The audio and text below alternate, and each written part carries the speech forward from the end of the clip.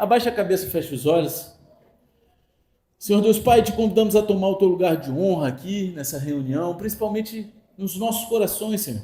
Te agradeço de antemão, Senhor, Pai, por toda tua compaixão, por todo o teu amor, pela tua graça, Senhor, que se renova sobre nossas vidas constantemente, Pai. Te peço perdão, Senhor, pelos meus pecados e que o Senhor possa me usar a falar com os teus filhos. Prepara esses corações para receber uma palavra que vem de ti e não de mim, Senhor. E que cada palavra lançada aqui venha encontrar um solo fértil no coração dos teus filhos e assim gerar frutos e frutos que permaneçam, Pai. Em nome de Jesus, Pai, eu clamo a ti. Que haja cura, libertação, conversão, transformação, mas não permitam que eles saiam da mesma forma que entraram, em nome de Jesus, Pai. Desde já, em nome de Jesus, eu repreendo todo espírito contrário teu, toda conversa paralela, toda falta de atenção, toda andação desnecessária, tudo aquilo que vem para roubar os teus filhos, bate retirada agora em nome de Jesus, Pai.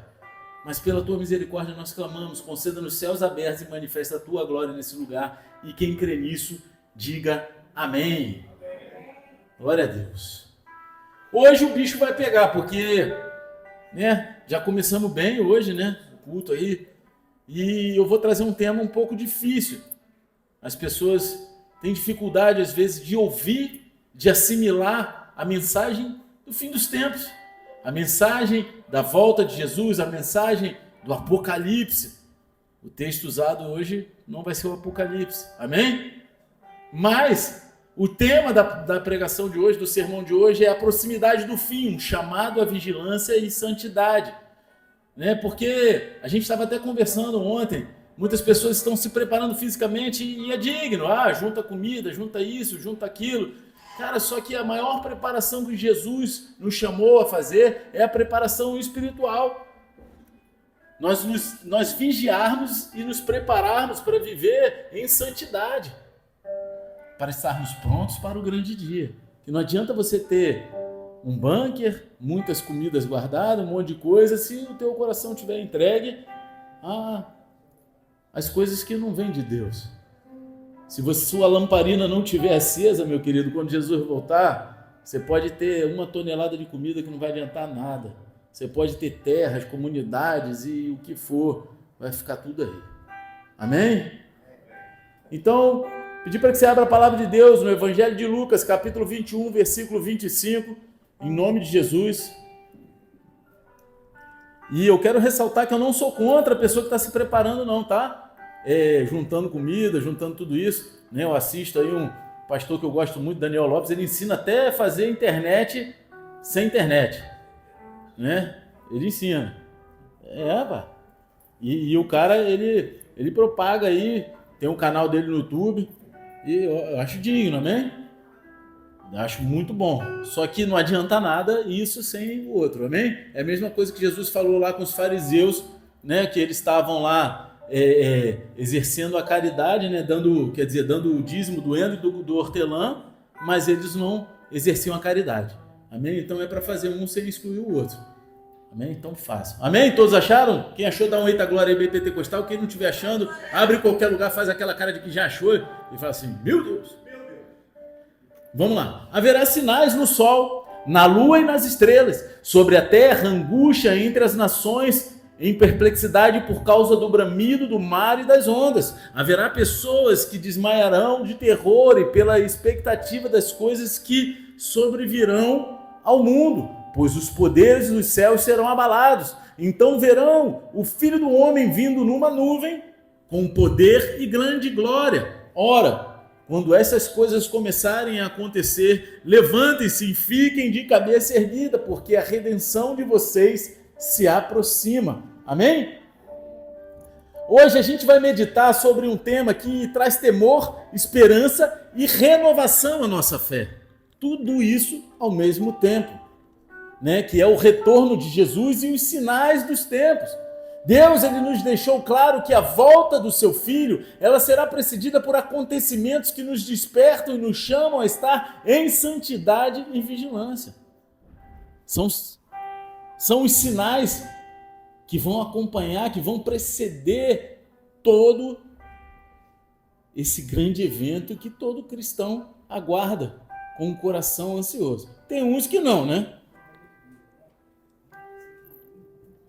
Tem uns que não. Tem uns que falam assim, se Jesus vai voltar antes de você casar, o cara só falta se benzer, né? Não é não? Doideira. Então, nos tempos bíblicos, os profetas, eles anunciaram a vinda de dias difíceis. Isaías, Ezequiel, Daniel e outros profetas, eles escreveram sobre um tempo de angústia, um tempo de juízo, mas eles também escreveram sobre um tempo de restauração e de esperança. No Novo Testamento, Jesus ele continuou esse alerta explicando que antes da sua volta haveria guerras, rumores de guerras, fome, pestes, terremotos em vários lugares.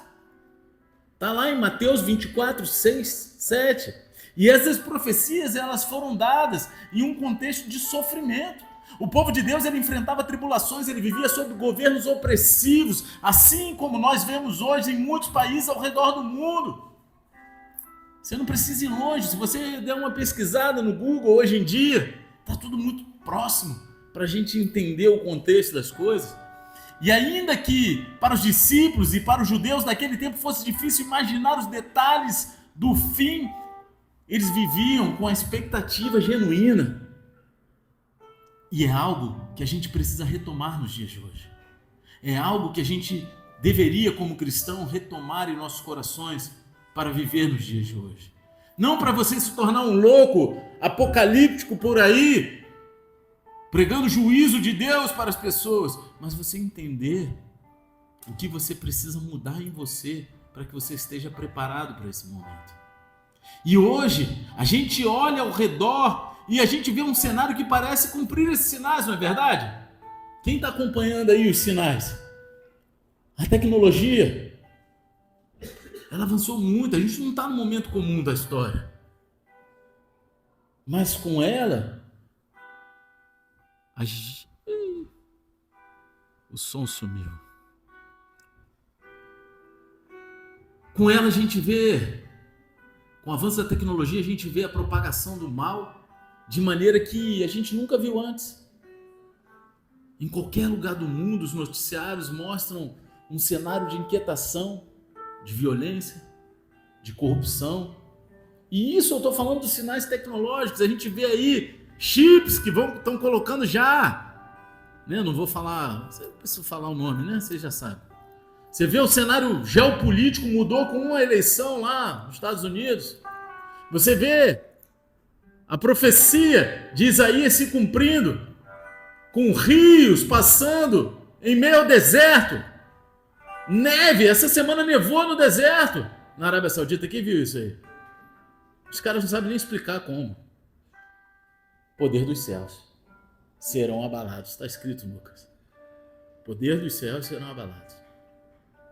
E se esses não são sinais que os tempos estão se abreviando, e isso não gerar um senso de urgência em nós que cremos nisso, eu não sei mais o que pregar para que você entenda o como Deus quer que a gente viva.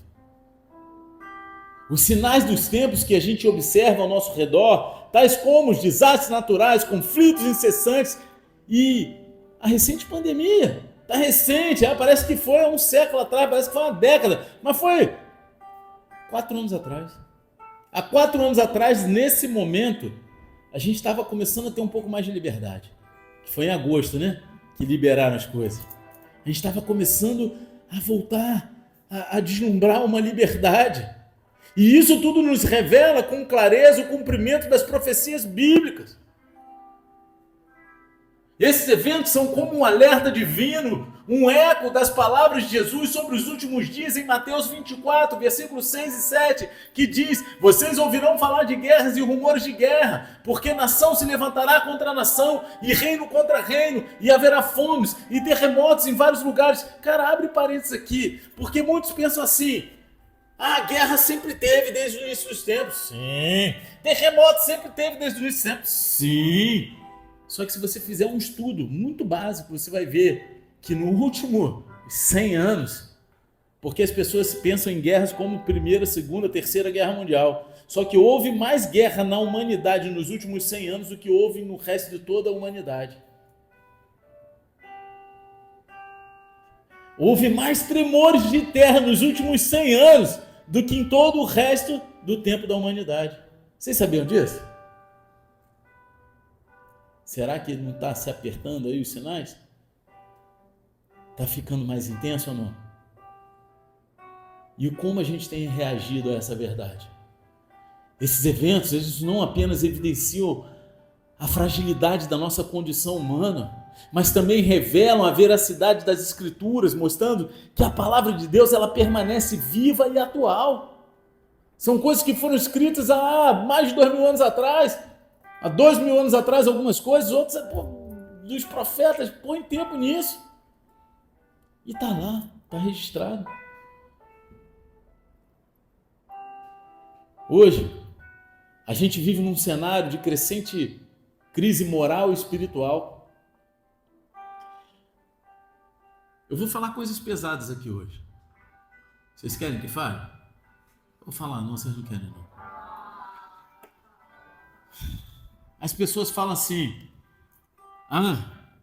eu acho que ainda tem que ficar pior do que Sodoma e Gomorra, porque ainda não está para Jesus voltar. Você já escutou isso? Eu estava falando com ele ontem, né? Vocês querem ouvir mesmo? Porque eu me enche de ira, é algo que me enche de ira. Tem um missionário na África que ele anda de fuzil para resgatar as crianças, né? E ele é cristão, né? Rapaz, vocês sabiam que na Europa Oriental tem um comércio de crianças que eles cortam os braços, as pernas, tiram os dentes, aí põem dente de silicone, braços de silicone e elas viram bonecas sexuais? Vivas, se alimentando de papinha para milionários doentes e pervertidos? Vocês sabiam disso? Isso não é pior do que Sodoma e Gomorra? Isso a sociedade não quer ouvir. Como diz por aí, isso a Globo não fala. Vocês já ouviram falar da Ilha do Medo? Não vou falar sobre isso não, porque isso vai para o YouTube, vão me bloquear. Amém? Pesquisem no Google, ousem pesquisar sobre a Ilha do Medo. Aí você vai me dizer que hoje a gente não vive um tempo pior do que Sodoma e Gomorra? Tudo que foi descoberto agora lá, que é só a ponta do iceberg com aquele rapper americano. Meu irmão, eu falo isso, eu fico arrepiado, cara.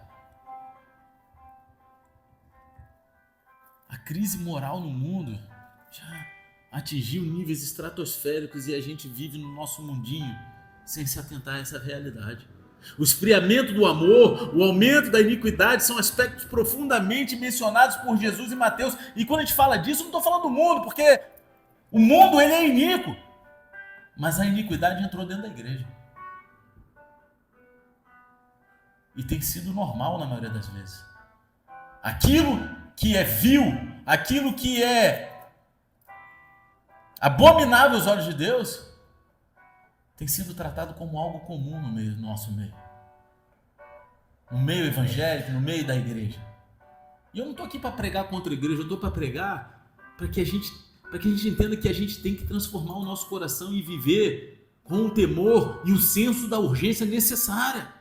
Mateus 24:12 diz assim: e por se multiplicar a maldade, o amor de muitos se esfriará. Cara, o mundo nunca teve amor. Jesus está falando da igreja. Tem muita gente dentro da igreja sem amor. Tem muita gente que vive a religião, mas não tem amor. Você está entendendo? A gente vive uma época em que os valores que antes sustentavam a sociedade, como a honestidade, a integridade, a compaixão, estão sendo negligenciados em favor de interesses egoístas, ambições pessoais. A cultura do cada um por si parece prevalecer, substituindo o amor ao próximo pelo amor ao próprio conforto e satisfação. É aquele ditado, farinha pouco, meu pirão primeiro. Não é assim? Se não mexer com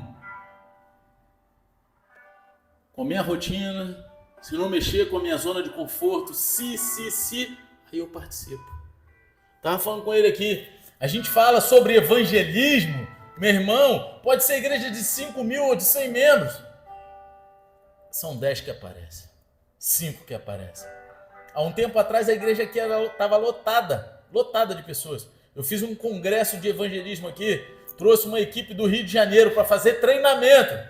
Se tinha 5 pessoas era muito.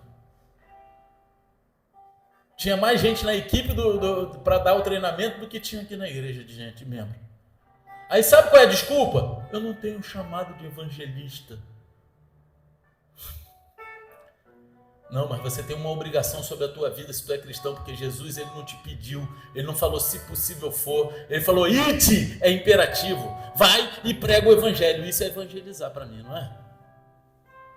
Então não se trata de, cara, eu entendo assim, o chamado de evangelista, o ministério evangelista, é aquele cara que ele é eloquente e ele consegue pregar para uma multidão e fazer com que as pessoas que são iníquas se arrependam e se entreguem a Jesus. Esse é o ministério evangelista. Agora, o 1 a 1, o tete a tete, é a obrigação de todo aquele que levantou a mão e reconheceu Jesus. Acabou-se, meu irmão. Agora, se você não tem esse senso de urgência de alcançar as pessoas se escondendo atrás de um pedaço do texto, fora do contexto, para gerar um pretexto, eu não sei o que vai ser da tua vida. Abre a boca e fala. Fala do amor de Cristo. Fala aquilo que Ele tem feito na tua vida. E vou ficar gritando, porque eu estou sem microfone. Mas eu não posso mudar de microfone, que o microfone do YouTube está aqui, rapaz. Misericórdia, Jesus. Senhor, voltou. A luta vai ser grande, mas eu não vou parar não, meu irmão. A gente tem que abrir a boca, cara. Esses dias, eu vou falar, o cara vai ver, eu não vou falar nome. Esses dias. Todo mundo sabe que eu tô sem moto, eu tenho andado muito de Uber. Tenho feito amizade, propagado o evangelho. Quinta-feira, peguei um Uber com um cara. Esse a pastora não sabe da parte. Agora o que finalizou hoje, ela não sabe ainda não. Cara, peguei o Uber com o cara tá afastado da igreja. Ministrei a vida dele, peguei o contato dele, orei no final, papo com ele. Falei para ele, cara, eu vou dar um jeito, eu vou cuidar de você, a gente vai voltar a esquentar, tu sabe. Falei sobre o final dos tempos, essa palavra já estava debulhando no meu coração, fervendo. E ali eu dei uma palhinha para ele e tal. Peguei o telefone dele, só que eu tô orando, cara. O cara mora lá em Cabo Frio, como é que eu ia cuidar dele? E aí eu falei assim, cara, eu não tenho intimidade com ninguém, nenhuma liderança da igreja de Cabo Frio, do Bola de Neve de Cabo Frio, que eu sei que tem esse coração doador de ir lá buscar, falar, e o cara precisa disso. Amém? Vocês estão entendendo? E aí eu fiquei orando, eu falei, Deus, cara, e eu sou chato com o negócio de horário, comecei a chamar o Uber para vir para cá hoje cedo, e nada de ouvir o Uber. O negócio estava dinâmico, cara, estava 3 vezes e meio o valor normal para vir para cá, meu irmão. Eu falei, caraca, eu não vou pagar isso não, meu irmão, tá doido, não dá. A pastora já falando que ia me levar e não sei o que, e pá. Baixou, não chegou o valor não, mas baixou quando ela falou, o cara aceitou, 18 minutos de distância. Cheguei mais tarde do que eu gosto de chegar aqui. Quando chegou o cara, é um cara que eu já peguei o Uber com ele, e o cara, ele é pastor auxiliar de uma igreja lá em Cabo Frio. Porque eu fui evangelizar o cara e descobri que o cara era pastor. Aí eu falei, eu entendi, cara. Se eu tivesse pego outro Uber, eu não ia ter para quem dar esse cara para cuidar. E quando eu falei com ele, o cara se alegrou. Eu falei, cara, cuida desse cara para mim, cara. É você que tem que cuidar. Eu senti no meu espírito que era isso. Isso é reino, cara. E o cara ficou amarradão, pegou o contato. Amanhã eu já vou ligar pro cara e vou falar, vai lá.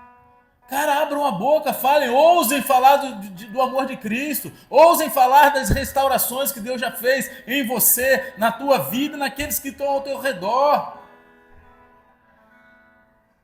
Vamos resgatar os valores que o mundo está deturpando, da integridade, da honestidade.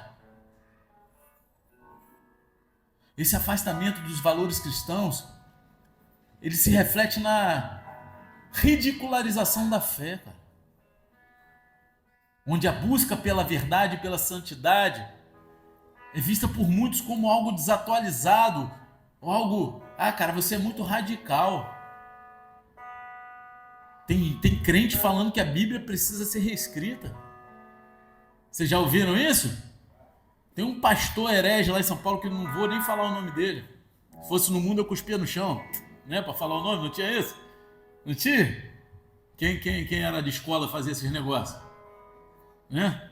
Meu irmão, o cara fala cada coisa, ele é um cara que fala que a Bíblia está desatualizada. Querendo deturpar os valores.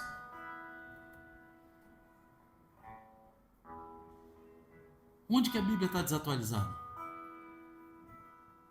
O apóstolo Paulo, ele previu essa resistência espiritual lá em 2 Timóteo 3, 1, 5, descrevendo os últimos tempos como os dias de corrupção e egoísmo. Ele fala o seguinte: sabe, porém, isto, nos últimos dias sobrevirão tempos difíceis, pois os seres humanos serão egoístas, avarentos, arrogantes, mas amigos dos prazeres do que amigos de Deus, tendo forma de piedade, mas negando o poder dela. Será que a gente tem visto isso acontecer? Em muitos aspectos, a gente tem visto esse comportamento hoje, dentro e fora da igreja, onde alguns são mais atraídos pelo que oferece benefício imediato e material do que pela genuína transformação espiritual que Cristo nos propõe. Além disso, muitos líderes e igrejas enfrentam o desafio de manter o foco na mensagem da cruz em um mundo que cada vez mais valoriza o entretenimento e aquilo que é conveniente. As pessoas têm dado mais... Olha que eu não sou religioso, cara, não estou falando de religiosidade. Eu sou a favor de gerar coisas e estratégias para a gente alcançar vidas. Mas tem muito evento para crente que não ganha vida nenhuma, que a estrutura é muito maior do que aquele que é o Criador. Vocês estão entendendo o que eu estou falando? Eventos maravilhosos. Cara, quer saber uma coisa? Eu sou contra show gospel. Porque, meu irmão, eu vou pagar R$100 para ver um artista gospel? Eu vou ajoelhar no meu quarto, vou orar e adorar o Senhor, pô. Vocês estão entendendo? Ah, mas o cara precisa ganhar dinheiro, meu irmão. Ele vai ganhar dinheiro. A prefeitura vai contratar ele. Quando ele for louvar a Deus numa igreja, a igreja vai dar uma oferta para ele. Mas ele não precisa fechar um teatro, fazer um evento maravilhoso, gigante, igual ao do mundo, cobrar R$100 na entrada, 50, R$200. Para não falar que eu sei que tem evento aí de 2.000, 6.000. Tá doido? Onde Deus está nisso?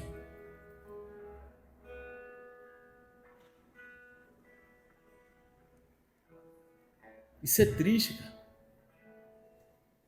2 Timóteo, capítulo 4, versículo 3 e 4 diz o seguinte: haverá um tempo em que não suportarão a sã doutrina, ao contrário, cercarão de mestres segundo as suas próprias cobiças, como que sentindo coceira nos ouvidos. Eles se recusarão a dar ouvidos à verdade, entregando-as às fábulas. Tem muita gente querendo fazer parte desse evento grande e pouca gente querendo ir na missão. Tem muita gente querendo aparecer com o microfone e pouca gente querendo ir pelas ruas sendo o amor de Cristo. O evangelho verdadeiro é um evangelho de renúncia. A prosperidade bíblica é a ausência de necessidade, não são BMWs, Land Rovers, não tem nada a ver com isso. Que nem eu ouvi um pastor falando que Jesus era rico, que ele morava numa casa de frente para a praia. Tu viu esse corte no Instagram? Quem viu? Tu viu? Não inveja, porque dá até dor no estômago. Mas essa é a igreja de hoje.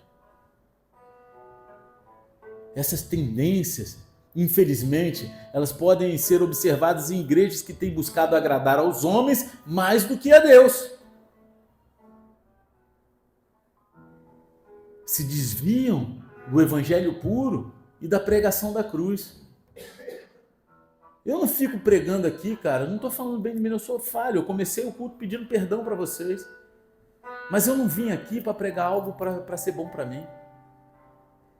Acho que qualquer um que está aqui, há quanto tempo for, nunca viu eu fazendo uma pregação que fosse egocêntrica, visando prosperidade. Alguém já viu? Pode ser sincero. Não estou falando que aqui é a única igreja que a gente prega Cristo, não. Conheço muitos pastores, homens de Deus, que pregam Cristo, pregam a cruz, mas está cada vez mais difícil. A busca hoje é por um evangelho de prosperidade e riqueza. Mas quem vai lá alcançar aqueles que são desprovidos financeiramente? Quem vai abrir mão do seu conforto para ir fazer a obra de Deus? Essas crianças não têm pai, não? Glória a Deus. É minha filha, tá? Que tá gritando lá pelo visto, é minha filha, tá? Não é que eles estão visitando aqui hoje, fala, cara, o pastor é brabo, rapaz, tá reclamando das crianças, é minha filha. Tô brincando, tá? Pastor brabo. Agora, esses sinais, eles não devem nos desanimar, mas sim nos fortalecer, nos levar a uma vida de maior vigilância, de maior oração. A gente deve olhar para essa situação e não falar, ah, meu Deus, não! Se ponha o joelho no chão, ore por essa realidade, se coloque diante de Deus clamando para que a vontade dele aconteça, para que Deus amoleça o coração daqueles que estão vivendo longe da verdade. Jesus, ele nos chama a ser luz em meio às trevas, e isso significa que mesmo em tempos de iniquidade, o nosso papel é brilhar, levando a mensagem da salvação e vivendo de maneira santa. Misericórdia. Alguém conhece alguém que faz manutenção no microfone? Porque só a oração acho que não está dando jeito não, acho que tem para outra parte agora, a gente tem que pular para outra parte, né? Esse cenário de crise moral e espiritual, ele não é um fim, mas é um chamado para a igreja se posicionar com integridade, relembrando que enquanto a gente aguarda a volta de Cristo, nós somos embaixadores do seu reino.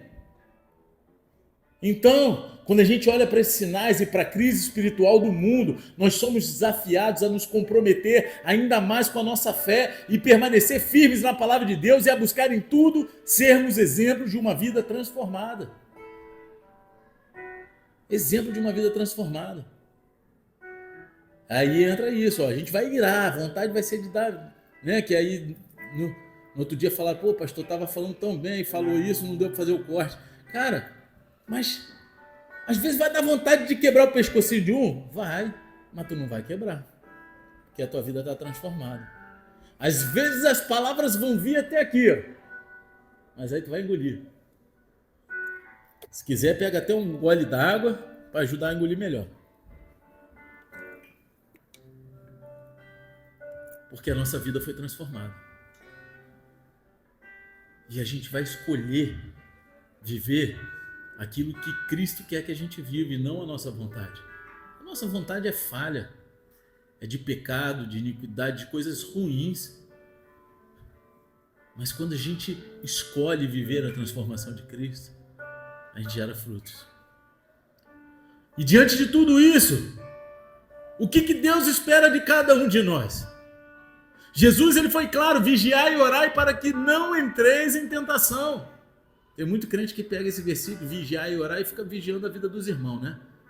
Para com isso, é para vigiar a tua própria vida, cara. Né? Ficar vigiando a vida dos irmãos, não, hein?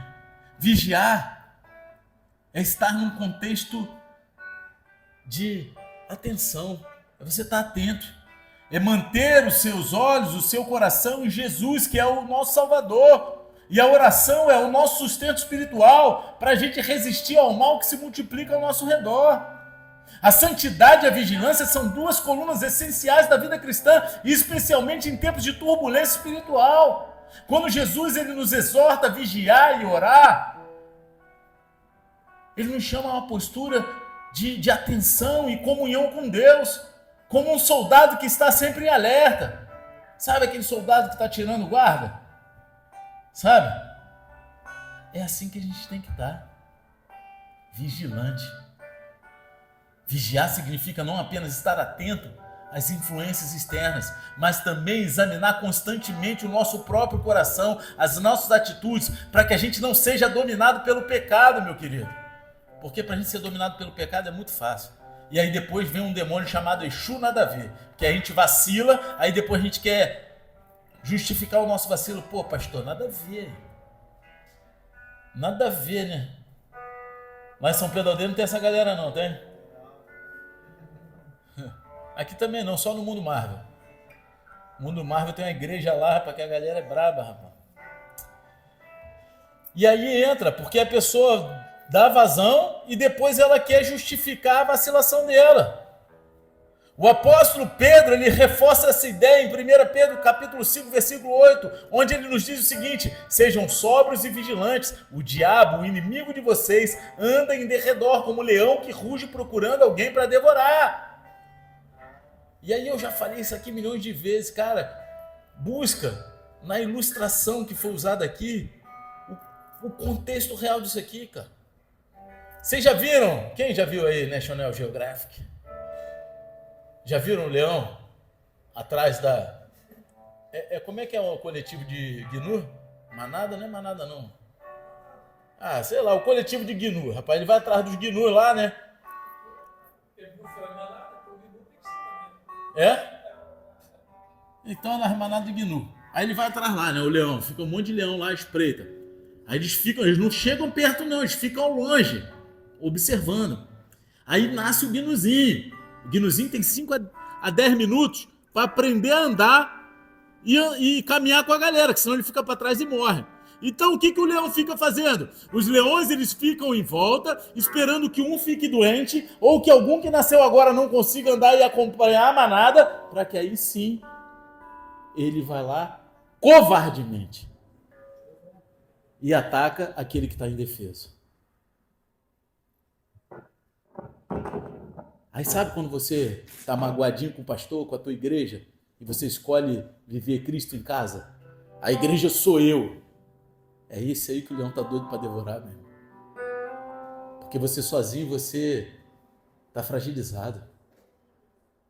Você não tem aquele que, se você cair, ele vai estar ali com a mão para você levantar. Porque a Bíblia fala que é melhor que sejam 2. Ah, então sou eu e minha esposa. Não, cara. Também pode ser, você aplica isso no teu casamento. Mas a igreja, somos muitos membros de um só corpo. Não dá vazão a você ficar aí magoado, chateado. Resolve o problema, cara. Resolve o problema, vai lá e fala. Ora depois junto. Se tiver que pedir perdão, pede perdão. Mas resolve.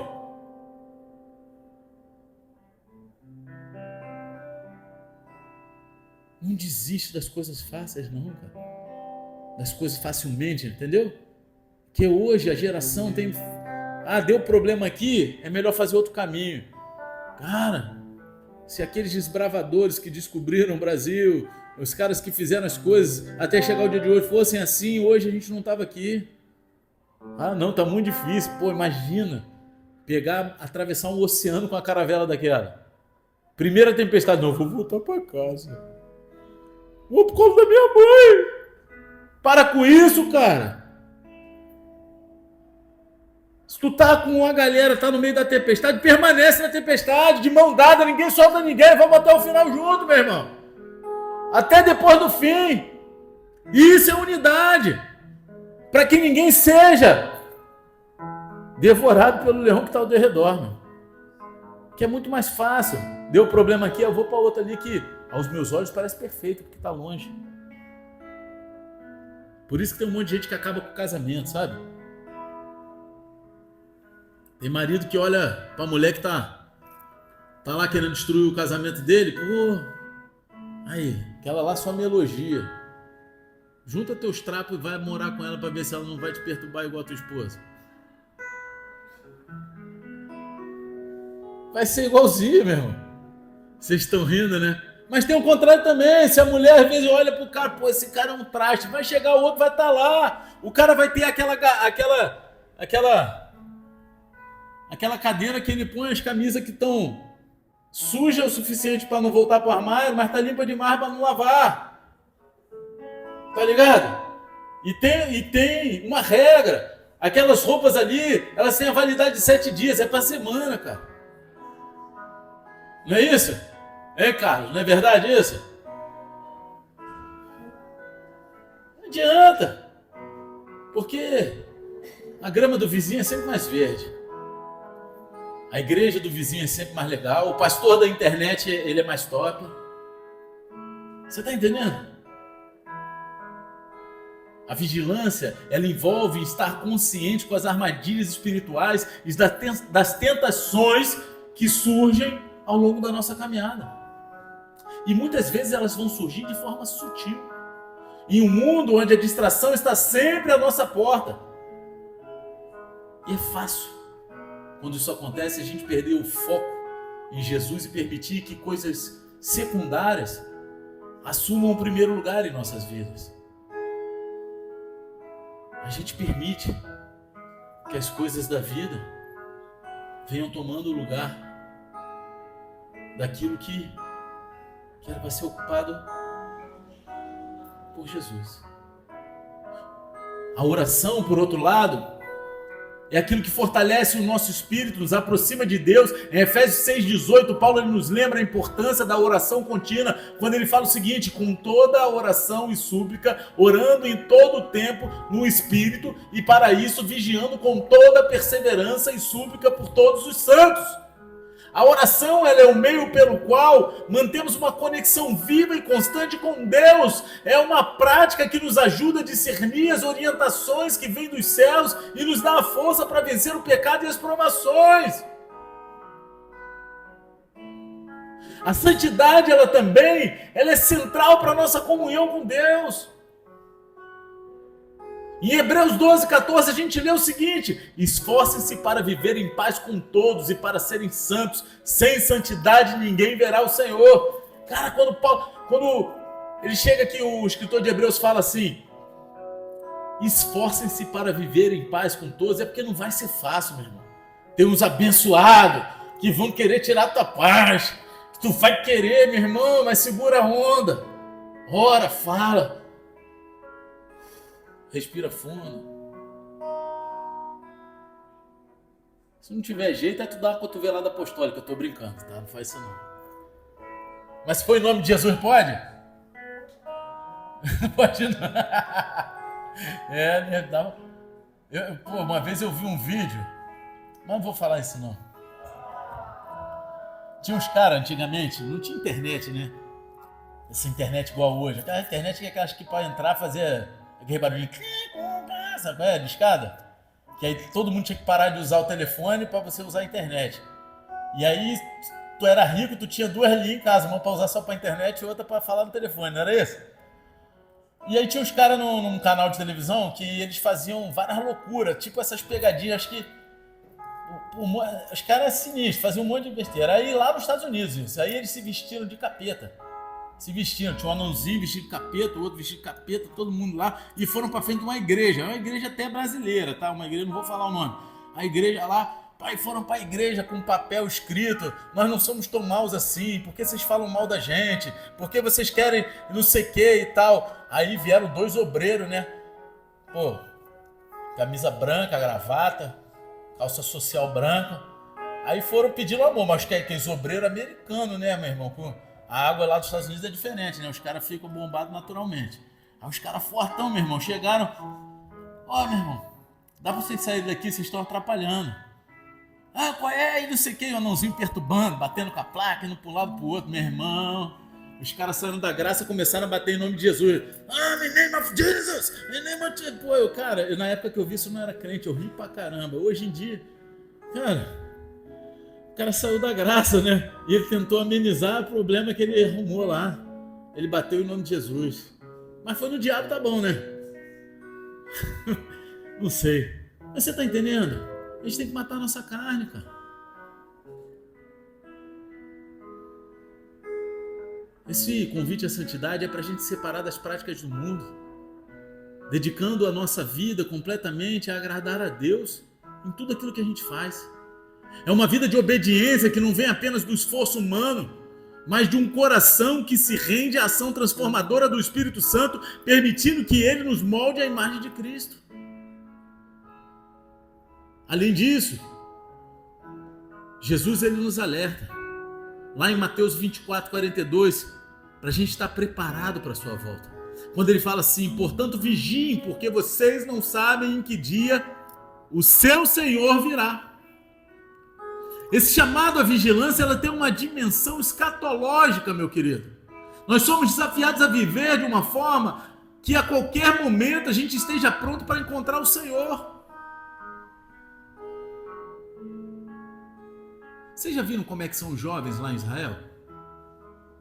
Todos eles em idade de serviço militar, eles são soldados 24 horas por dia. Cada um leva o seu fuzil para casa. Eles podem estar na balada, dentro da boate, onde for, o fuzil está pendurado nas costas. Já viram isso? Que eles estão preparados. Só que isso trazendo para a nossa realidade espiritual, para a nossa guerra espiritual. Será que cada um de nós está com o nosso fuzil espiritual pendurado nas costas ali, pronto para a incursão? Porque o nosso general, quando rasgar o céu e falar assim: agora, meu irmão, vamos invadir.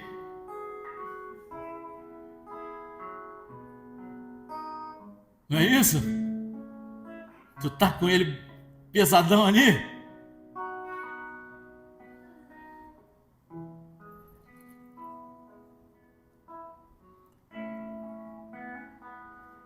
Esse alerta é mais do que um simples lembrete. Ele é um chamado a priorizarmos o reino de Deus acima de qualquer coisa. Viver com a consciência de que a nossa vida aqui ela é temporária e que o nosso verdadeiro lar está em Cristo Jesus. Então, diante dos tempos difíceis, das tentações que se multiplicam ao nosso redor, Deus ele espera que a gente seja um povo separado, comprometido com santidade e em constante comunhão com Ele. É uma jornada que requer atenção, requer esforço de uma vida de oração genuína, mas que é fortalecida pela promessa de Cristo. Pela promessa de que em Cristo a gente vai vencer o mundo. Amém? O mundo representa, não estou falando, você vai vencer o mundo. Pô, time lado A e lado B, não é isso, cara. O mundo representa as tentações, aquilo que vai contra as nossas convicções, as coisas que tentam fazer, deturpar os princípios de família, os princípios de amor, de caridade. Eu me lembro de momentos em minha caminhada em que eu também fiquei distraído. Estou falando isso aqui para vocês, não, o cara é super espiritual. Cara, eu não sou. Eu me lembro que eu permiti que as preocupações desse mundo ocupassem o meu coração mais do que o caminho de Deus. Mas foi em um período específico de lutas que eu percebi que quando eu precisava renovar a minha vigilância e a dependência de Deus. Enquanto você estiver respirando, enquanto os céus ainda não tiverem sido rasgados, você ainda pode voltar a vigilar e depender totalmente de Deus. E foi nessa hora que o Espírito Santo me despertou para viver de uma maneira ainda mais intencional, buscando a face dele com intensidade. E esses momentos, esses tempos, eles nos mostram que a gente não pode perder o foco. Cara, como é bom viver intencionalmente na presença de Deus, fazendo a vontade de Deus e deixando que Deus flua em nossas vidas. Você está entendendo? Como pastores, líderes, como cristãos, nós temos que dar exemplo e mostrar a todos aqueles que nos rodeiam a seriedade dos tempos que a gente está vivendo. A cada oração que a gente faz, a gente está fortalecendo a nossa fé, e a cada palavra de encorajamento que damos, estamos plantando a esperança da volta de Cristo nos corações daqueles que estão ao nosso redor. A missão de levar a luz de Cristo ao mundo, ela nunca foi tão urgente como nos dias de hoje. Pastora que fala que tem um amigo dela lá da igreja quando ela era jovem que falava assim, Jesus está voltando desde a época da minha avó, não é isso? É teu primo que falava isso? É teu primo, eu sei que tem uma história dessa. Então, meu irmão, mas ele está voltando mais hoje do que naquela época. Ele está mais próximo agora. Jesus, ao afirmar, este evangelho do reino será pregado no mundo inteiro, em Mateus 24,14, não apenas ele estabeleceu uma profecia, mas ele deu à igreja a responsabilidade, uma responsabilidade muito clara e um objetivo final. Se você não pode ir fisicamente, vá financeiramente, semeia. Tem quem vá. Ah, pastor, eu estou num momento difícil, não dá para semear. Ora. Mas não faz aquele negócio que você faz até que tem crente que fala que vai orar pelo outro, mas não ora nem pela própria vida. Não tem tempo nem para orar ali. Ora no final do dia, depois do banho, indo do banho para a cama, abençoa até Jesus. Jesus, eu te abençoo em nome de Jesus. Senhor, me abençoa, eu te abençoo. Vamos dormir. Dormiu. Não é isso, cara. Pregar o evangelho não é uma tarefa opcional para gente. É uma chamada vital que a gente precisa realizar com seriedade, consciente de que o cumprimento dessa missão ela está diretamente ligada ao retorno de Cristo. Abre a boca! E não é para aquele comercial de gelatina, não. Abre a boca é royal, não. Meu. Abre a boca e fala de Jesus. Só a galera jovem mais tempo sabe, né? Desse comercial, ó. Abre a boca. Misericórdia. A gente vê que tá ficando velho, né? Misericórdia. E esse mandato, ele não resume as palavras ou a grandes eventos evangelísticos. Não é assim, meras palavras, ou vamos fazer um evento evangelístico gigante, não. Isso exige uma vida transformada que proclame a verdade do evangelho em todo lugar e em todas as situações. Minha vontade foi de arrebentar na muqueca. Imagina se eu tivesse arrebentado. Acabou o testemunho. Vontade é algo que dá e passa, já dizia minha avó. Não é isso? Vontade a gente tem que fazer um monte de coisa. A nossa carne grita. Mas, meu querido, a nossa vida, as nossas escolhas é que vão dar seriedade àquilo que a gente prega com a nossa boca. Jesus, ele nos chama a ser sal da terra e luz do mundo. Aí tem gente que quer ser o sal grosso, né? Eu sou o sal grosso.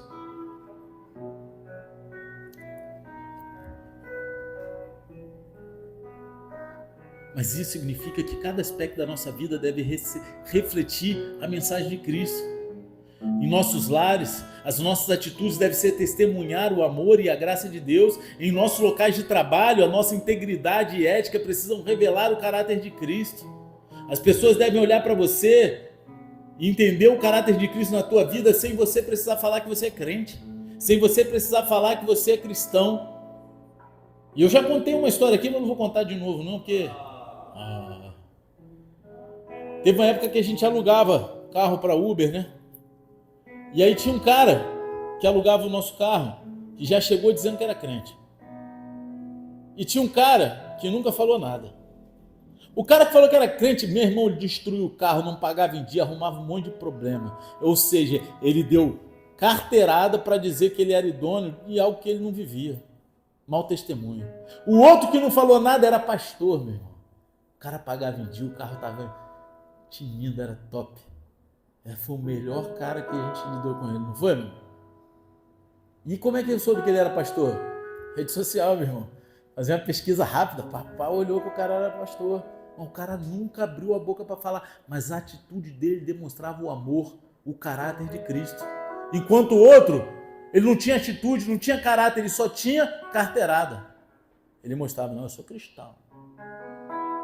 Cristão, meu irmão. Cristão ele não é não, é crente. Né? Aí a pastora já vai me bater. Porque ela fala, para de falar mal de crente, mas de crente até o inferno tá cheio, cara. Até o diabo é crente, não é crente? A Bíblia não diz que quando os demônios viram Jesus, eles ficaram, filho de Davi, não sei o que, eles creem que Jesus é Jesus, eles só não vivem a verdade. Então tem muito crente e pouco cristão. gente precisa de mais cristão e menos crente. Amém? A gente precisa, mesmo diante de um mundo que muitas vezes vai rejeitar a fé cristã, saber que a nossa responsabilidade é apresentar o evangelho com ousadia, paciência e amor, entendendo que o Espírito Santo quem transforma os corações, não é você, meu irmão. A gente não faz nada. Ninguém aqui faz nada. Se a gente não estiver ligado ao Pai, não podemos fazer nada, então aí que é pior. Essa urgência ela se torna ainda mais evidente quando a gente considera as crises e as inquietações que permeiam a sociedade no mundo atual. Muitas pessoas buscam respostas e paz em lugares onde apenas encontram frustração e vazio. Elas são como Jesus escreveu em Mateus 9,36, como ovelhas sem pastor. A missão da igreja é guiar essas pessoas a Cristo, que é a única fonte da verdade, paz e restauração. Jesus ele falou, eu sou o caminho, a verdade e a vida. Ninguém vem ao Pai a não ser por mim. Ele não falou ninguém vai. Já perceberam isso? Ele falou, ninguém vem ao Pai a não ser por mim. Ele é o caminho, a verdade e a vida. Está escrito isso na Bíblia. A expectativa pela volta de Cristo, ela não nos chama a apenas esperar passivamente por algo acontecer, mas a sermos ativos em preparar os outros para esse momento. Você está preparado? Então a tua função agora é preparar o outro. Paulo ele expressa esse zelo missionário em 1 Coríntios 9:22, quando ele diz o seguinte: fiz-me fraco para com os fracos, para ganhar os fracos, fiz-me tudo para com todos, para por todos os meios salvar alguns. Essa disposição nos ensina a nos adaptar e nos esforçar para alcançar aqueles que estão perdidos, a sermos sensíveis às necessidades e aos questionamentos das pessoas ao nosso redor, sempre prontos a apontar a esperança que temos em Jesus. A gente é chamado a ser aquele que sempre traz uma palavra de esperança, mas não é num achismo, está na Bíblia. A Bíblia nos dá esperança. A urgência da missão, ela também nos chama a orar intensamente pela salvação das almas. Em Romanos 10, versículo 1, Paulo ele declara o desejo ardente de que o seu povo conheça a Deus. Ele fala o seguinte: o desejo do meu coração e a minha súplica a Deus em favor deles é que sejam salvos. Você ora para que pessoas sejam salvas? Ou é só pela tua família? Só pelo teu filho, pelo teu pai, pela tua esposa, pelo teu marido? Você ora para que as pessoas sejam salvas? Às vezes eu viajo. Eu gosto de rock and roll, né, cara? E aí, cara, tem muito rock and roll bom no meio evangélico. Mas tem uns caras que eu gostava muito, que eu ouvia muito no mundo. Não gosto de falar que eu não gosto mais, só não ouço mais. Às vezes eu oro por eles. Eu falo, Senhor, alcança o coração deles. Imagina eles fazendo uma música para ti. Comecei... Cara, eu não sei, eu sou maluco, mas às vezes eu oro.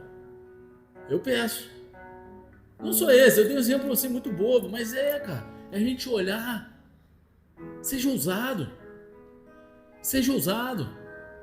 A oração, ela não apenas nos capacita para a missão, mas ela move o coração de Deus a agir, preparando os corações para receber a mensagem de Cristo.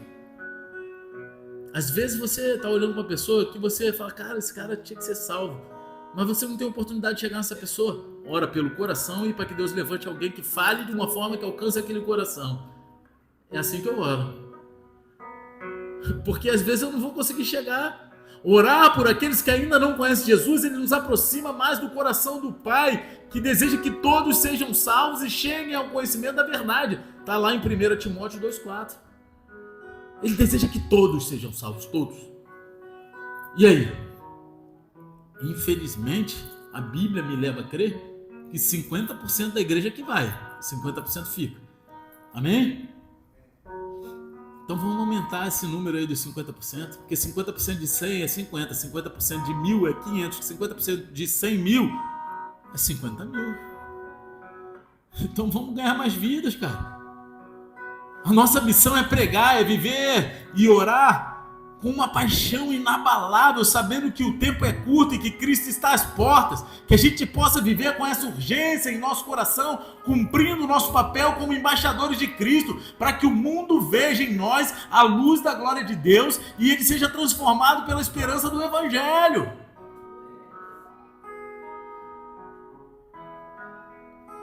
Nas nossas igrejas, em nossos lares, em nosso trabalho, a gente precisa viver e compartilhar a verdade de Deus. A nossa missão não é só esperar a volta de Cristo, mas é preparar os outros para esse momento. Eu já me converti, eu já leio, eu já tenho, eu conheço a Bíblia, eu faço parte do ministério, agora estou esperando Jesus voltar. Não é isso, cara. Se você está vivendo isso, você não está entendendo nada da Bíblia, você não está entendendo o Evangelho.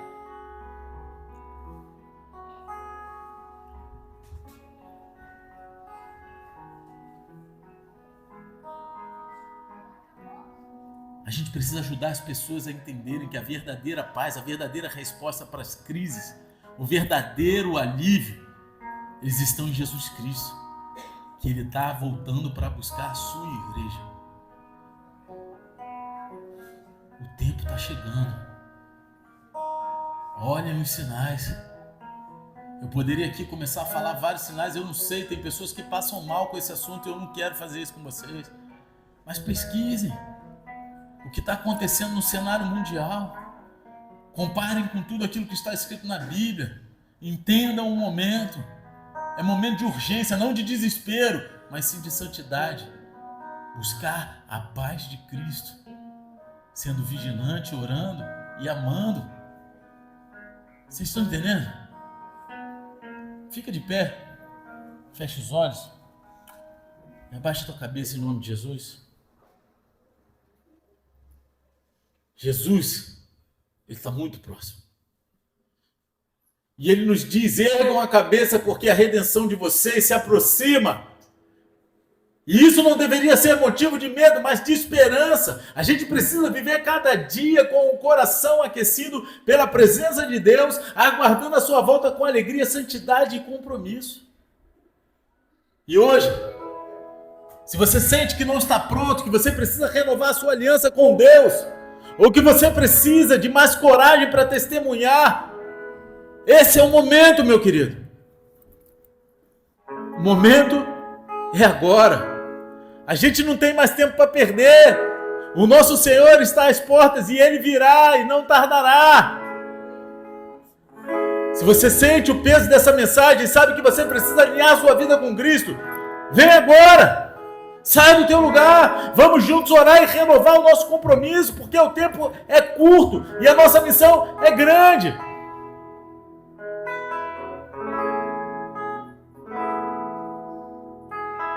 Se você sabe que essa palavra foi com você, cara, eu não vou pedir para você vir aqui na frente não hoje.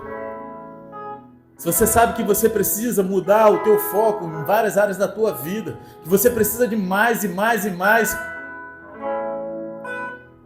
você precisa estar mais derramado. Você precisa mais abrir a tua boca. Você precisa mais se comportar como embaixador de Cristo. Você sabe que está muito aquém daquilo que Deus te chamou para ser. Entendam, eu não estou fazendo um convite para você entregar a tua vida para Jesus, que eu entendo aqui que os visitantes hoje já fazem parte de uma igreja. Eu entendo que todos que estão aqui já estão frequentando essa igreja e já entregaram a sua vida para Jesus. Eu estou fazendo um convite para você realinhar o teu coração com o coração de Deus. Se você sabe que você precisa disso essa noite, coloca a tua mão no teu coração e vamos fazer essa oração juntos. Vamos declarar isso juntos em nossas vidas, em nossas famílias. E se você sabe que você precisa disso, declara comigo: Senhor, que possamos estar preparados para a tua volta. Ajuda-nos a viver em santidade, a sermos vigilantes